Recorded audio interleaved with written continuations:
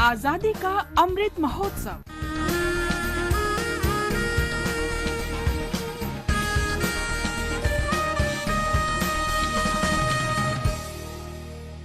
आजादी का सफर आकाशवाणी के संग। भारत का शानदार स्वाधीनता संघर्ष आधुनिक विश्व के महानतम संघर्षों में से एक है। आकाशवाणी आपके लिए रोजाना ला रही है इस शानदार संघर्ष की झलक।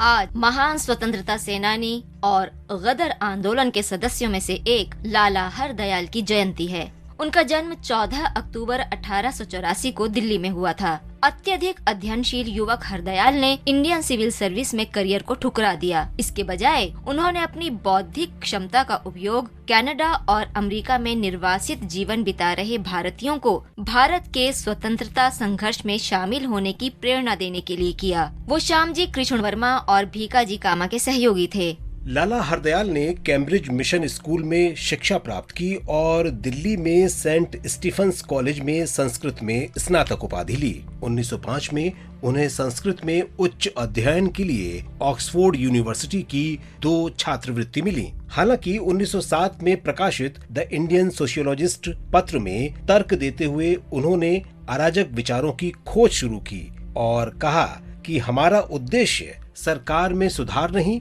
बल्कि सुधारों को परे रखकर आवश्यक हो तो इसके अस्तित्व के नाम मात्र अवशेष ही छोड़ना है। इस पत्र ने उन्हें पुलिस की निगरानी के रडार पर ला दिया। बाद में उसी वर्ष उन्होंने ऑक्सफोर्ड की प्रतिष्ठित छात्रवृत्तियां छोड़ दी और 1908 में भारत लौट आए। लेकिन भारत में भी उन्होंने अग्रणी समाचार पत्रों में कड़े लेख लिखने शुरू कर दिए।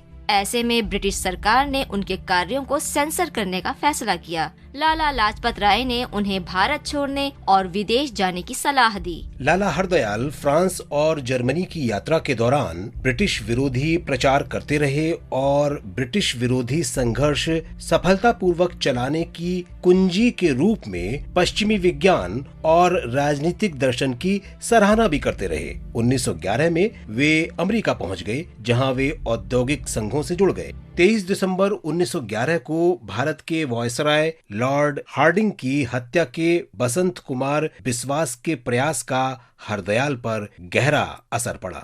हरदयाल के मार्गदर्शन में 1 नवंबर 1913 को गदर पार्टी की स्थापना हुई। अप्रैल 1914 में अराजक साहित्य के प्रचार प्रसार के कारण अमेरिका सरकार ने उन्हें गिरफ्तार कर लिया, लेकिन वो वहां से जर्मन शहर बर्लिन भागने में सफल रहे। बर्लिन में उन्होंने बर्लिन कमेटी के गठन में सहयोग किया और अंग्रेजों से लड़ाई के लिए जर्मन इंटेलिजेंस ब्यूरो की सहायता की। भारतीय डाक विभाग ने 1987 में लाला हरदयाल के सम्मान में डाक टिकट जारी किया।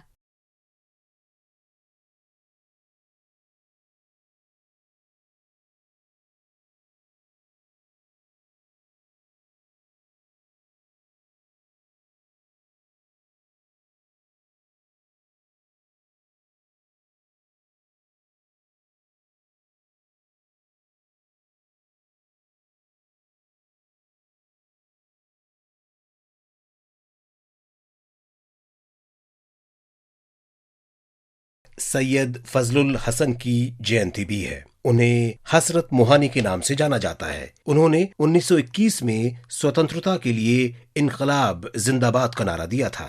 इनकलाब एक लड़ाई है जुल्म और नाइंसाफी के खिलाफ।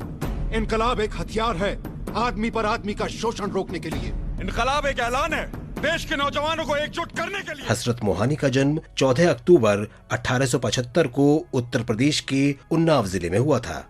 स्वामी कुमारानंद के साथ मोहानी ने 1921 में इंडियन नेशनल कांग्रेस के अहमदाबाद अधिवेशन में भारत की संपूर्ण स्वतंत्रता की मांग सबसे पहले की थी।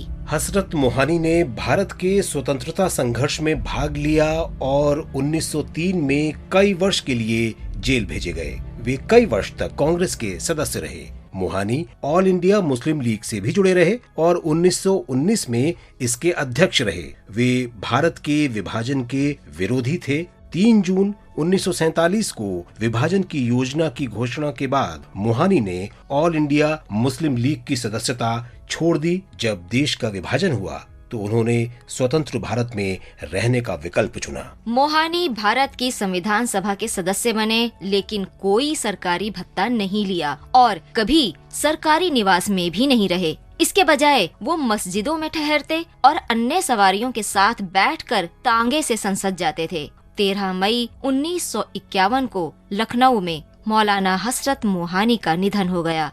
भारत की स्वतंत्रता के लिए समर्पित मौलाना हसरत मोहानी को सलाम। आजादी का सफर आकाशवाणी के संग में आज बस इतना ही। कल फिर मिलेंगे नई कड़ी के साथ।